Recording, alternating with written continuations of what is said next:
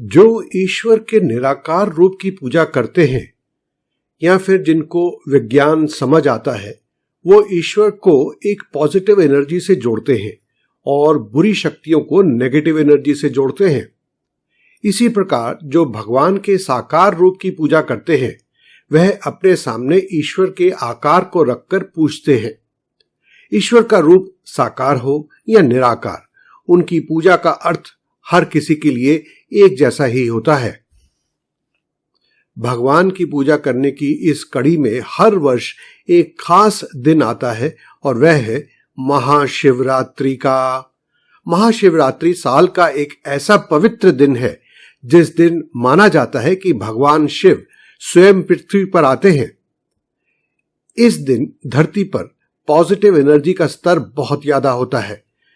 इस दिन देश क्या विदेश में भी श्रद्धालु शिव की पूजा किसी न किसी रूप में करते हैं। ये तो आप में से बहुत सारे लोग जानते ही होंगे कि जब कोई काम कई लोगों के द्वारा एक साथ कुछ समय के अंतराल में किया जाता है तो उस चीज की शक्ति बहुत अधिक बढ़ जाती है। इसी तरह से शिवरात्रि को भी जब भक्तगण पवित्र मन से शिव की पूजा अर्चना करते हैं, मंत्रों का जाप करते हैं, तो धरती पर ऊर्जा का एक अलग ही स्तर होता है। इसलिए इसे महारात्रि भी बोला जाता है। वैसे तो हर माह शिवरात्रि आती है, पर महाशिवरात्रि पर बनने वाले ग्रहों का योग इस रात को सबसे खास बना देता है। शिव की कृपा पाने और ध्यान के स्तर को ऊपर उठाने के लिए व्यक्ति को इस दिन का लाभ जरूर लेना चाहिए। आप अपनी शक्ति और सामर्थ्य के अनुसार इस दिन पूजा जरूर करें। आइए अब हम आपसे महाशिवरात्रि पर पूजा करने की विधि की चर्चा करते हैं, परंतु आगे बढ़ने से पहले मैं आपसे विनम्र निवेदन करना चाहूंगा कि मैं कोई वेदों का ज्ञाता नहीं हूं, ना ही कोई कर्मकांडी पंडित। इसलिए इस विधि को केवल एक सुझाव के रूप में ही देखें। परंपरागत या श्रद्धा अनुसार आप जो भी करते चले आ रहे हैं उसे मेरे कहने से बदलने की जरूरत नहीं है। एक और बात जिसे मैं बल देकर कहना चाहूंगा कि भगवान शिव के बारे में कहा जाता है कि वे तो भाव के भूखे हैं। आप जिस भाव से पूजा करेंगे आपको वही फल प्राप्त होगा।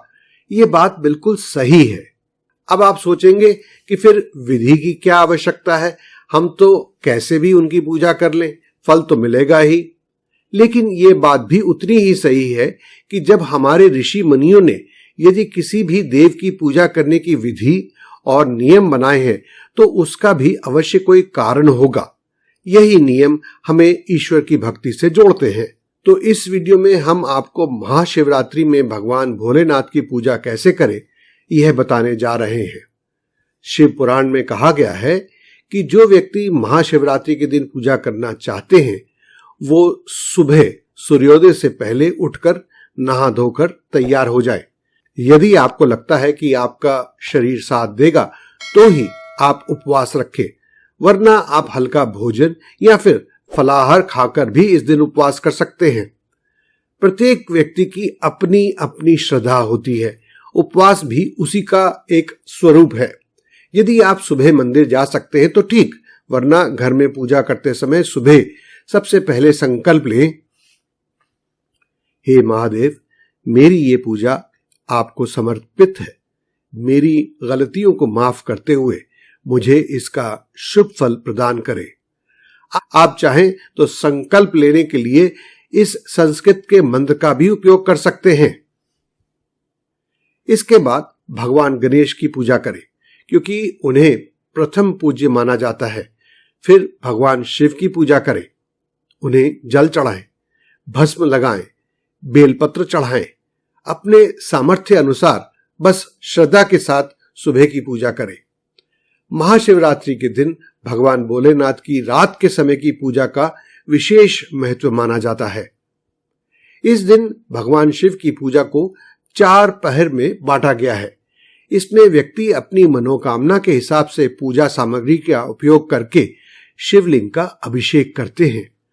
कोई पंचामृत से, तो कोई घी से, तो कोई बेलपत्र से, तो कोई धतूरे से। आप अपनी श्रद्धा के अनुसार भगवान शिव के मंत्रों और स्तोत्रों का जाप करते हुए उन पर सामग्री को अर्पित करें। सबसे अंत में आरती करें, प्रसाद लगाएं।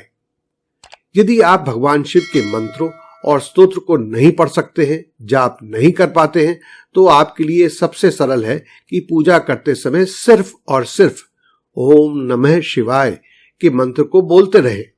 ये महामंत्र आपकी हर इच्छा पूरी करता है। यदि कोई व्यक्ति रात के चारों पहरों में भगवान शिव की पूजा और व्रत करता है तो उनको भोलेनाथ का आशीर्वाद प्राप्त होता है और मनोकामना की भी पूर्ति होती है। ऐसा सदियों से माना चला आ रहा है। आइए अब देखते हैं पूजा की सबसे सरल विधि क्या है। सबसे पहले शिवलिंग का स्नान कराने के लिए आप दूध, दही, शहद, शक्कर, घी और जल की धारा का प्रयोग करें।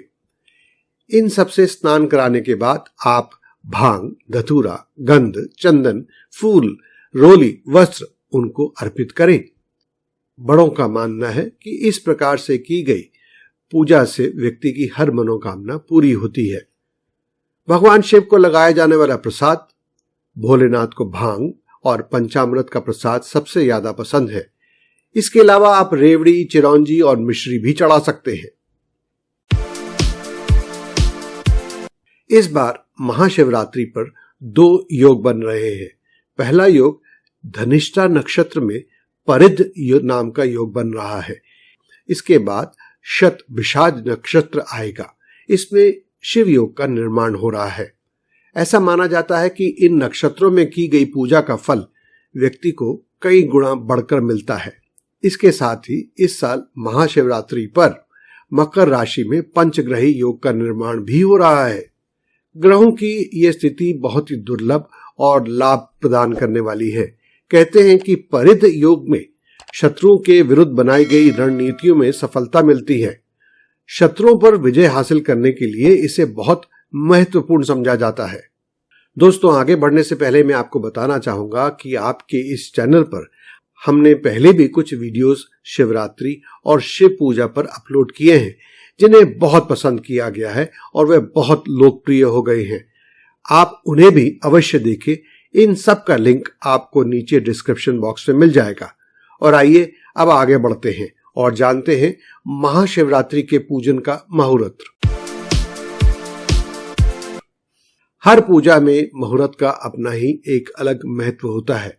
मुहूर्त का कितना फायदा होता है और ये कैसे लाभ देता है, इस पर कई ग्रंथ भी लिखे जा चुके हैं। हमारे ऋषि द्वारा भी इसकी उपयोगिता बताई गई है। बड़ी बड़ी बातें ना करते हुए यदि हम मुहूर्त की लाभ की बात करें तो हम कह सकते हैं कि अगर किसी व्यक्ति को अपनी पूजा का लाभ कम से कम समय में पाना है तो उसे अपनी पूजा को मुहूर्त में ही करना चाहिए। इससे पूजा अर्चना का जल्दी लाभ मिलता है। और आइए अब हम आपको अगले 5 वर्षों के लिए अर्थात 2022 से 2026 तक महाशिवरात्रि के पूजन का मुहूर्त बताते हैं।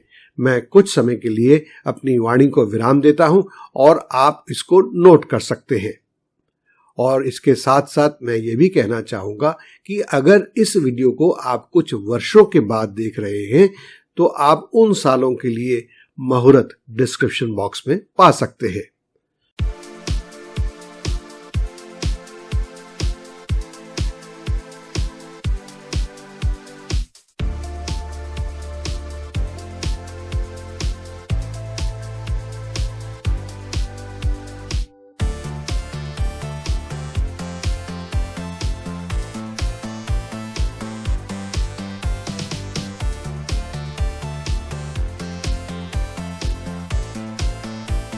दोस्तों, इस वीडियो में बस इतना ही।